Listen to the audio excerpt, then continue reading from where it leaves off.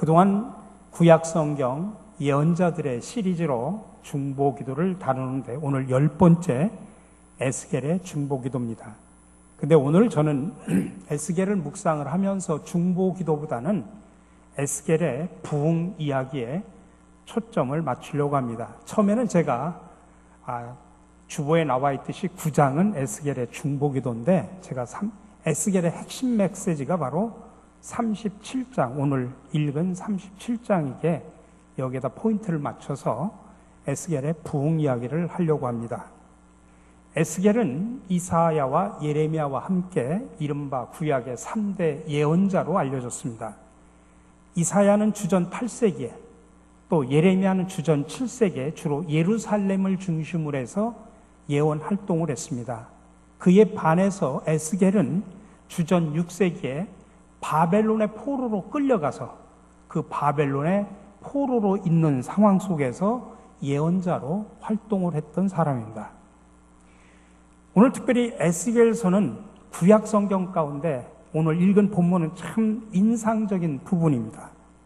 그러나 사실 에스겔 전체는 구약 성경 전체에서 가장 낯설고 해석하기가 어려운 책입니다. 왜 그러냐면 거기에 다양한 환상들이 나오기 때문에 그렇습니다. 그럼에도 불구하고 오늘 읽은 이 본문 말씀은 교회 다니는 분들은 한 번쯤은 들어봤을 만한 모든 사람들에게 잘 알려진 유명한 이야기입니다. 본문의 내용은 에스겔이 하나님의 권능으로 환상 가운데서 자기가 직접 보고 직접 체험한 이야기를 지금 들려주고 있습니다. 하나님께서는 에스겔을 사방의 어느 골짜기로 데리고 가는데 그 골짜기에 마른 뼈들로 가득한 그 골짜기로 에스겔을 데리고 갑니다.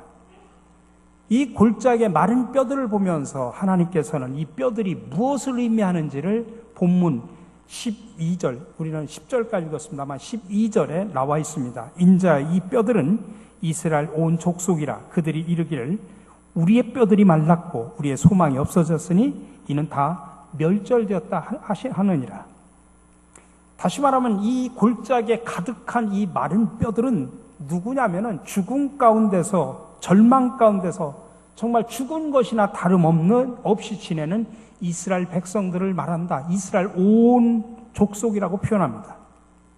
그때가 어느 때냐면 아까 말씀드렸듯이 바벨론의 포로로 잡혀온 에스겔과 유다 백성들이 지금 자기 고향의 예루살렘 성이 함락이 됐다고 하는 소식을 들은 이후입니다. 포로로 끌려온 사람들 입장에서는 언제 고국으로 다시 돌아갈 수 있을지 정말 간절한 마음으로 애절한 마음으로 기다림 속에 있었죠.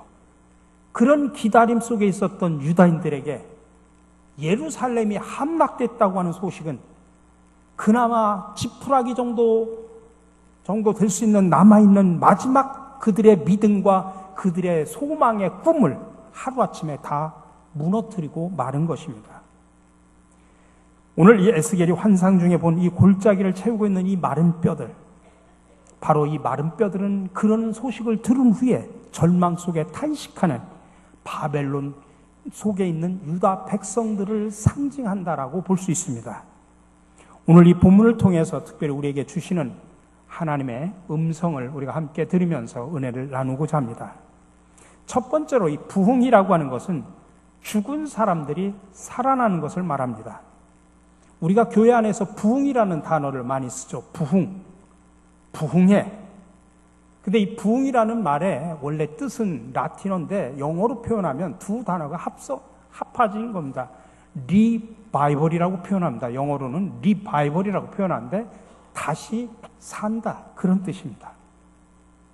오늘 하나님께서 선지자 에스겔을 그 골짜기로 데리고 가서 그 골짜기에서 죽은 수많은 마른 뼈들을 보여준 다음에 하나님께서 에스겔에게 한 질문입니다.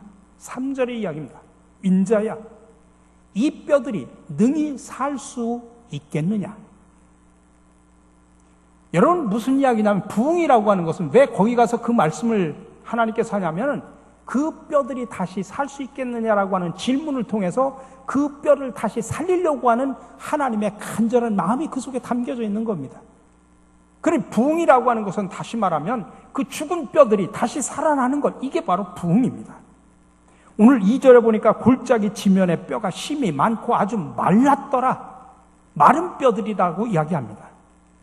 하나님께서 에스갈 골짜기에 그 마른 뼈 무더기를 보여주면서 인자야, 이 뼈들이 능히 살 수 있겠느냐? 이 뼈들이 누구냐? 바로 이스라엘 온 족속이라는 이야기입니다. 지금 바벨론 포로로 끌려와서 모든 희망이 다 끊어져 버린, 절망 가운데 살아가는 정말 마른 뼈와 같은, 그런 죽은 것과 같은 유다 백성들, 포로민들인 유다 백성들을 상징한다고 이야기합니다. 그러나 사실 그들이 그냥 단순한 유다 백성들이 아니라 어떤 사람들입니까?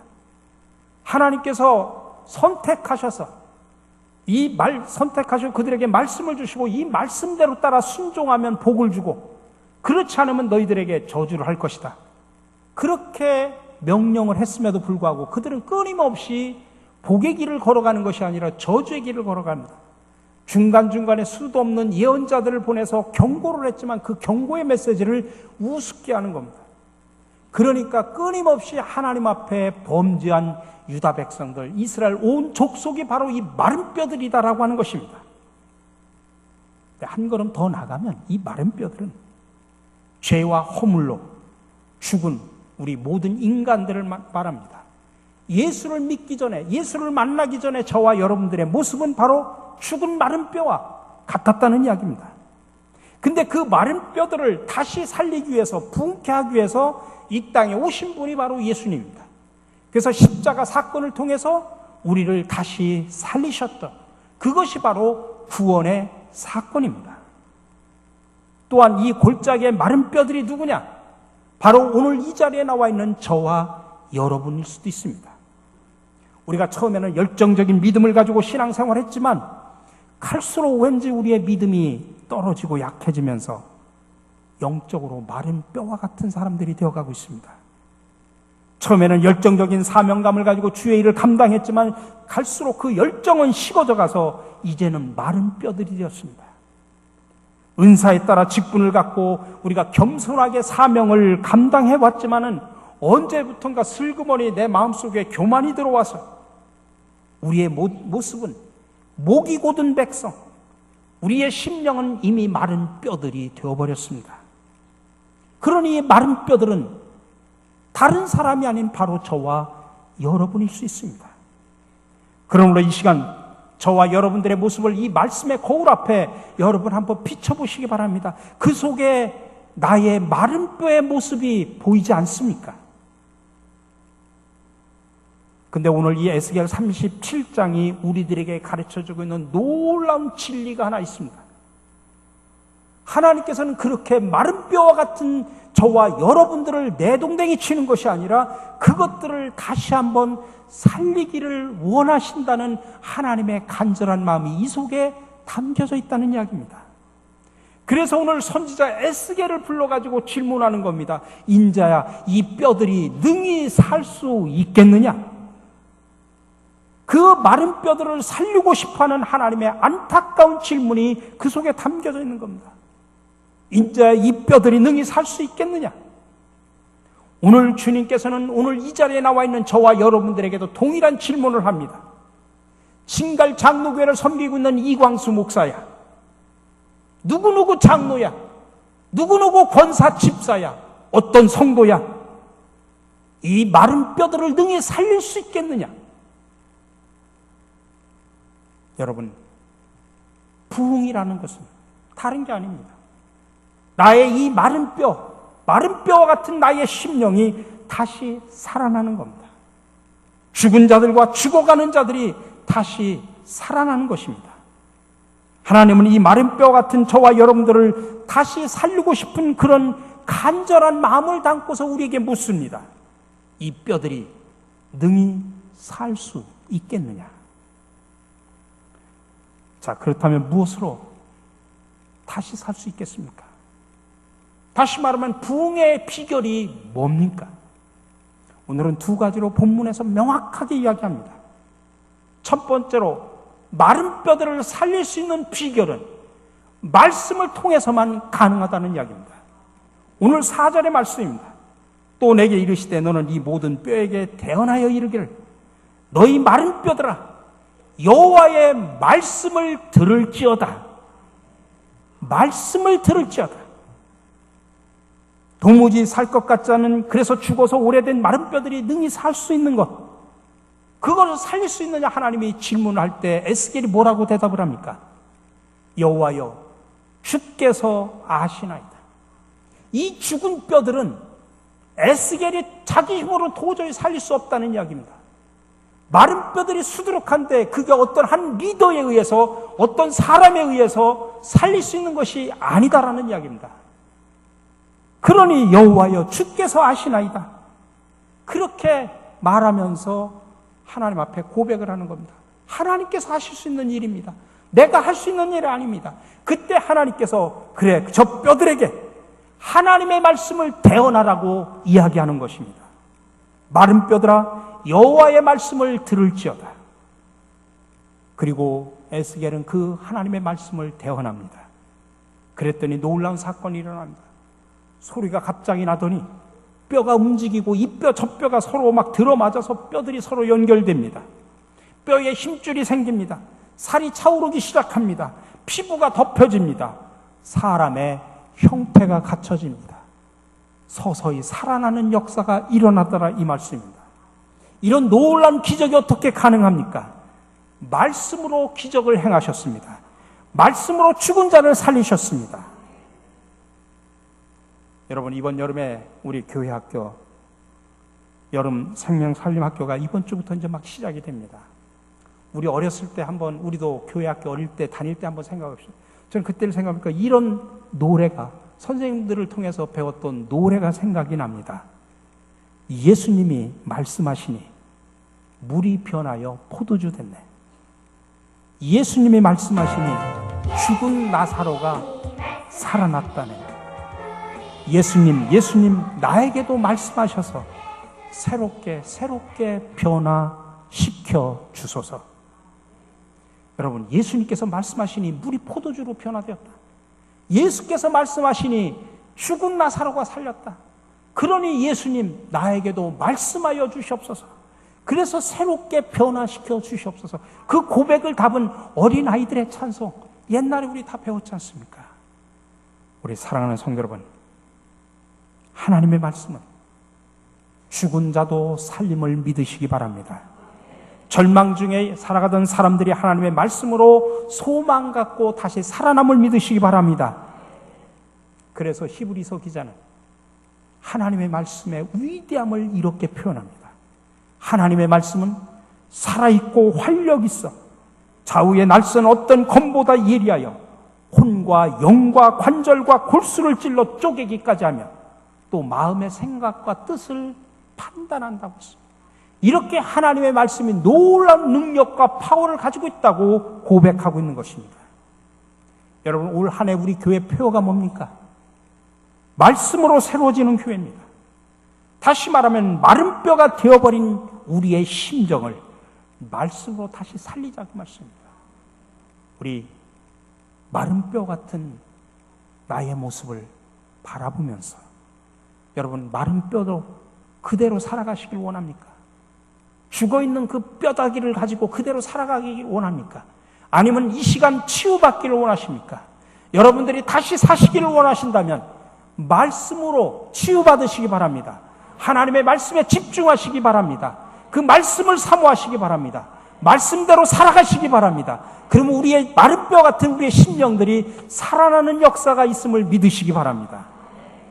두 번째로 마른 뼈가 살아나는 비결은 성령으로만 가능하다는 이야기입니다. 오늘 5절입니다. 여호와께서 이 뼈들에게 말씀하시기를 내가 생기를 너희에게 들어가게 하리니 너희가 살아나리라. 생기를 너희에게 들어가게 하리니 너희가 살아나리라. 생기가 들어와야 우리가 살아난다는 이야기입니다.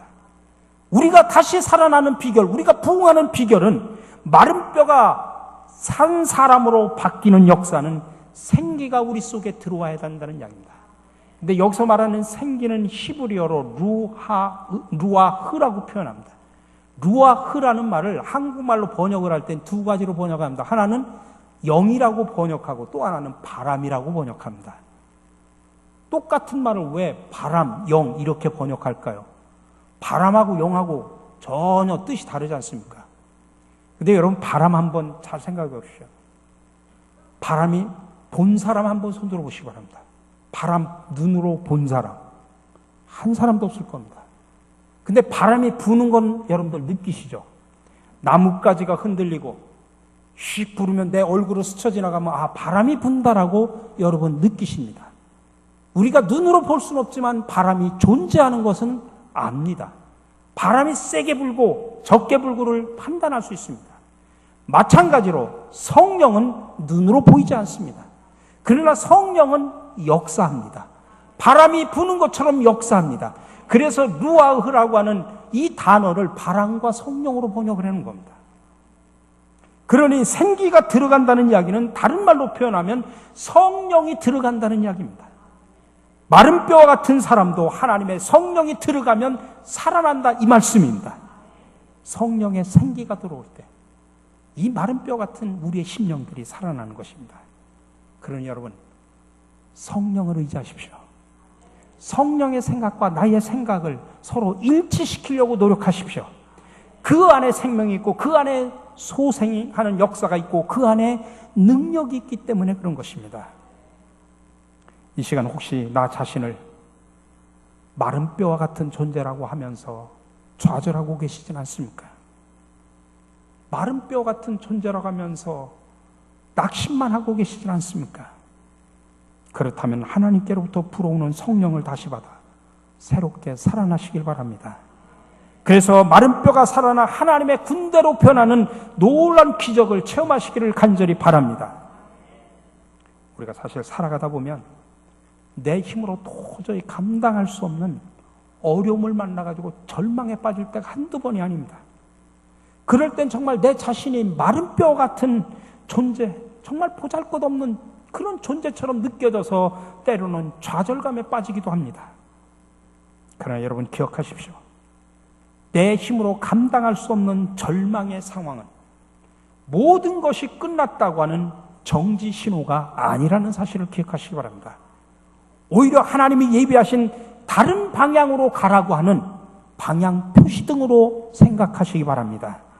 그래서 그 성령께서 이끄시는 그 방향대로 가면, 그 방향대로 따라 순종하면 놀라운 은혜의 역사가, 놀라운 기적의 역사가 일어남을 믿으시기 바랍니다. 오늘 하나님께서 에스겔 선지자에게 보여주신 이 마른 뼈들의 모습은 어떻게 보면 우리 교회의 모습이고 또 우리 자신들의 모습입니다. 오늘 세상 사람들이 오늘날 교회를 바라보면서 이미 교회는 자정 능력을 상실했다고 비판합니다. 여러분 거기에 우리가 변명하거나 합리화시킬 필요 없습니다. 그렇지 않다라고 하는 것을 우리는 보여줘야 될 책임이 있는데 그게 변명한다고 합리화시킨다고 되는 일이 아닙니다. 무슨 성명서를 발표해서 되는 일이 아닙니다. 교회가 얼마나 좋은 일을 하고 있고 사회에 어떤 선한 영향력을 끼치고 있는지 우리는 묵묵히 구체적으로 우리의 삶으로 보여줘야 됩니다. 더 많은 섬김과 더 많은 나눔을 통해서 그리스도의 사랑이 흘러넘치도록 보여줘야지 그걸 합리화시킨다고 변명한다고 되어지는 일은 아니라는 것입니다. 또한 우리 자신들의 내면이 마른 뼈와 같이 보일 때가 한두 번이 아닙니다. 겉은 그럴듯합니다. 근데 우리의 내면은 아직도 시기와 질투와 미움이 깔려 있습니다. 절제되지 못한 습관과 버릇이 아직도 있습니다. 아직도 내려놓지 못한 이기적인 탐욕과 욕망이 가득합니다. 하나님의 성전된 우리의 삶 속에 더러운 모습들이 이렇게 발톱을 감추고 있는 겁니다. 이런 모습들이 바로 절망할 수밖에 없는 이 시대 교회 모습이고 바로 우리 자신들의 모습입니다. 근데 여러분 그럼에도 불구하고 하나님은 그 절망 가운데 있는 저와 여러분들을 결코 포기하지 않으신다는 사실을 기억하시기 바랍니다. 이스라엘 백성을 사랑하셨듯이 오늘 저와 여러분들에게도 다시 사랑으로 다가오심을 믿으시기 바랍니다. 그래서 사람의 눈으로 볼 때는 정말 절망과 같은 상황이라고 할지라도 하나님은 그 속에서 새로운 소망의 노래를 불러주시기를 원하십니다. 이것이 바로 우리들이 포기하지 않고 다시 일어설 수 있는 힘이고 원동력입니다. 그 사랑의 주님께서 오늘 우리에게 동일한 질문을 하십니다. 이 뼈들이 능히 살 수 있겠느냐? 이 질문은 절망의 골짜기에 울려 퍼지는 새로운 희망의 울림입니다. 여러분, 출애굽한 이스라엘 백성들이 진퇴 양난의 위기에 빠졌죠. 나와 보니 앞에는 딱 홍해 바다가 가로막습니다. 뒤에는 바로 군사가 쫓아옵니다. 꼼짝없이 죽을 수밖에 없는 상황입니다. 그러자 백성들이 심히 두려워 떨면서 막 하나님을 향해서 부르짖습니다. 그리고 나중에는 막 모세 지도자를 향해서 원망합니다. 왜 우리를 여기까지 끌어내서 광야에서 죽게 하느냐? 차라리 광야에서 죽는 것보다는 애굽으로 돌아가서 노예 생활하고 그들을 섬기는 게 훨씬 낫겠다. 그때 믿음의 사람 모세가 뭐라고 대답합니까? 출애굽기 14장에서 이렇게 말합니다. 너희는 두려워하지 말고 가만히 서서 여호와께서 오늘 너희를 위하여 행하시는 구원을 보라. 너희가 오늘 본 애굽 사람을 영원히 다시 보지 못하리라. 아니하리라. 여호와께서 너희를 위하여 싸우시리니 너희는 가만히 있을지니라. 지금 상황은 죽을 수밖에 없는 그런 진퇴양난의 상황이지만은 너희를 위하여 행하시는 하나님의 구원을 바라보라고 모세가 외치고 있습니다.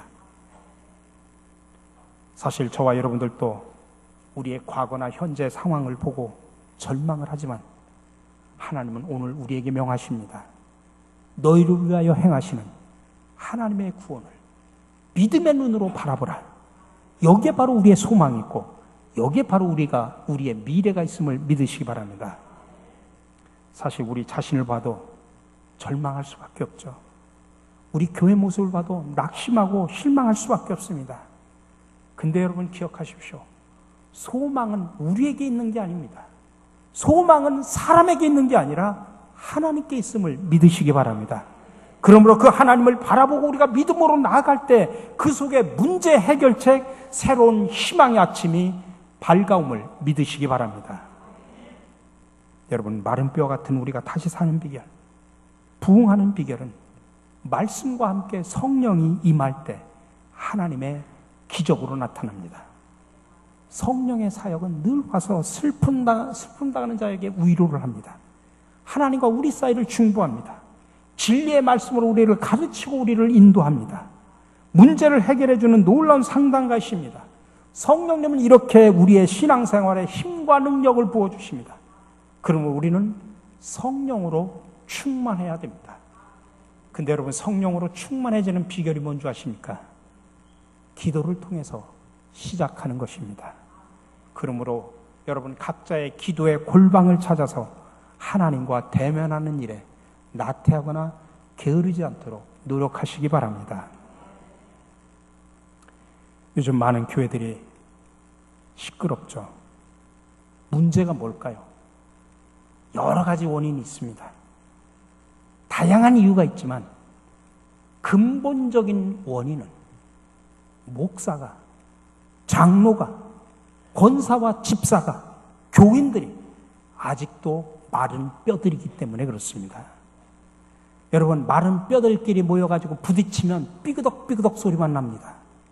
부닥치는 소리만 납니다. 그러니 시끄럽습니다. 마른 뼈들, 영적으로 죽은 사람들이 모여서 그런 사람들끼리 모여가지고 세상적인 가치관과 세상적인 논리로 교회를 바라보기 때문에 그렇습니다. 사람을 바라보기 때문에 그렇습니다. 그래서 마른 뼈들이 모여서 계속 부닥치다 보면 삐그덕 소리밖에 날 수밖에 없는 것입니다.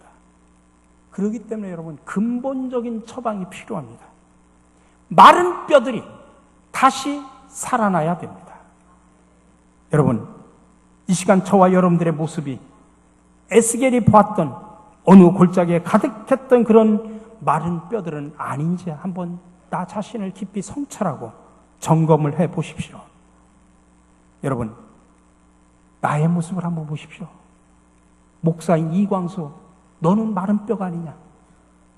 나는 장로고 나는 권사인데 당신은 마른 뼈가 아닙니까? 나는 오랫동안 신앙생활했는데 그래서 겉은 번질한데 영적으로는 마른 뼈들은 아닌지 여러분 점검을 해보십시오. 우리 모습이 마른 뼈들이라면 우리는 오늘 이 시간 다시 살아나야 됩니다. 소생과 부흥을 해야 됩니다.